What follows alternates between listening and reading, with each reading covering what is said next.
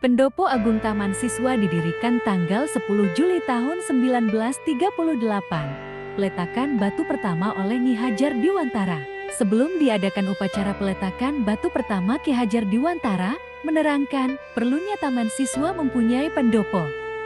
Pada 27 September tahun 1938 dilaksanakan upacara pemasangan molo, yaitu balok kayu yang terpasang pada bagian bangunan paling atas, berfungsi sebagai tempat untuk meletakkan kasau di bagian paling tinggi.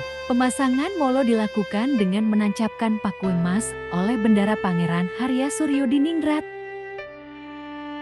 Selanjutnya Museum Dewantara Kirti Griya yang beralamat di Jalan Taman Siswa nomor 25. Wirogunan, Mergangsan dulu kediaman Ki Hajar Dwiwantara.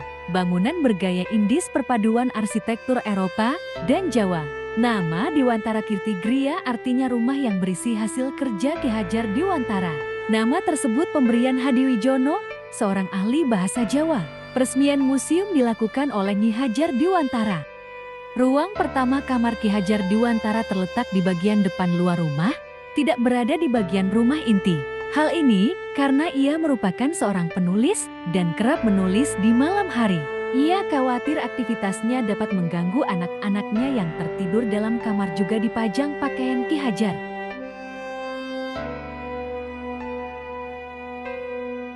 Sistem Registrasi Nasional Cagar Budaya, Kementerian Pendidikan dan Kebudayaan memberikan sertifikat untuk Museum Dewantara Kirti Griya yang terpajang di teras museum.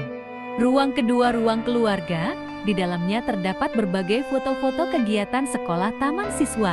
Ki Hajar mendirikan National Onderwijs Instituut Taman Siswa atau Perguruan Taman Siswa. Lembaga ini bertujuan memberikan kesempatan dan hak pendidikan yang sama bagi para pribumi Indonesia. Ada pula souvenir-souvenir, buku, kursi goyang, dan bendera Taman Siswa. Ada 2.341 judul buku yang menjadi koleksi museum. Buku-buku tersebut bertema ketaman siswaan, politik, kebudayaan, dan pendidikan. Selain itu, di perpustakaan museum juga terdapat koleksi buku bertema sastra daerah Jawa 3.560 judul, Melayu 432 judul, dan bahasa Belanda 3.789 judul. Ruang ketiga, ruang tamu. Potret ruang tamunya sangat sederhana dan lawas dengan furniture yang tampak antik. Perlengkapan rumah tangga koleksi museum antara lain meja tulis, meja kursi tamu, pesawat telepon buatan Kellogg 1927 Swedia, radio, dan adanya patung wajah Ki Hajar Dwiwantara di ruang tamu. Semua perlengkapan tersebut sudah ada sebelum Ki Hajar Dwiwantara menempati rumahnya. Menariknya, bagian langit-langit ruangan rumahnya masih menggunakan anyaman bambu. Ruang keempat, ruang kerja Ki Hajar Dwiwantara yang terlihat klasik. Dalam ruangan itu banyak koleksi disimpan, jeti saksi sejarah perjuangan Ki Hajar Dwiwantara, yakni surat penangkapan 3 serangkai dan surat penangkapan Raden Masuwardi Suryaningrat pada tahun 1920 serta Skul Ordinanti ke-1932.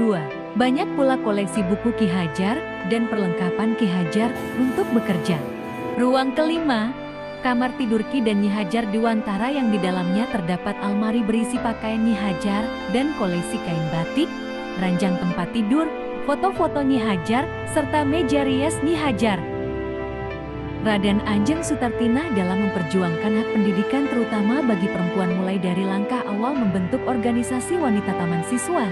Sebagai pemrakarsa pelaksanaan Kongres Perempuan Indonesia yang pertama, usahanya melawan ordonansi sekolah liar tahun 1932. Hingga menjadi pemimpin umum Majelis Luhur Persatuan Taman Siswa dan Organisasi Wanita Taman Siswa. Ruang keenam, kamar Putri Ki Hajar, tampak sangat sederhana diisi dengan ranjang besi berkelambu dan beberapa furniture lainnya. Penjabaran Ki Hajar yang terangkum dalam 3 pokok pola, yaitu Wirogo, Wiroso, dan Wiromo.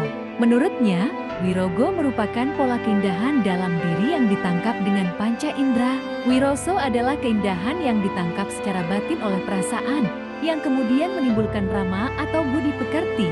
Ki Hajar memandang bahwa musik gamelan adalah cerminan jati diri masyarakat yang halus budi pekertinya. Sedangkan seni merupakan perbuatan manusia yang timbul dari hidup perasaannya dan bersifat indah, sehingga dapat menggerakkan jiwa perasaan manusia. Ki Hajar Dewantara kemudian membuat wadah Nasional Underwits Taman Siswa, sebuah pendidikan nasional dengan gagasan yang sudah mencakup seluruh bangsa Indonesia, yakni Taman Indria, Taman Kanak-kanak,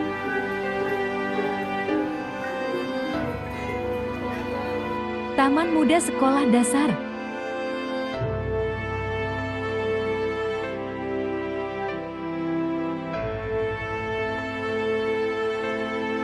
Taman Dewasa Ibu Pawiyatan atau Sekolah Menengah Pertama,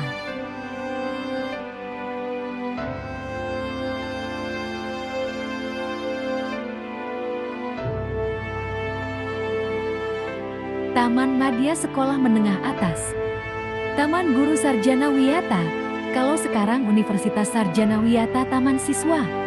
Ada pula Balai Persatuan Taman Siswa di dekat pendopo Taman Siswa.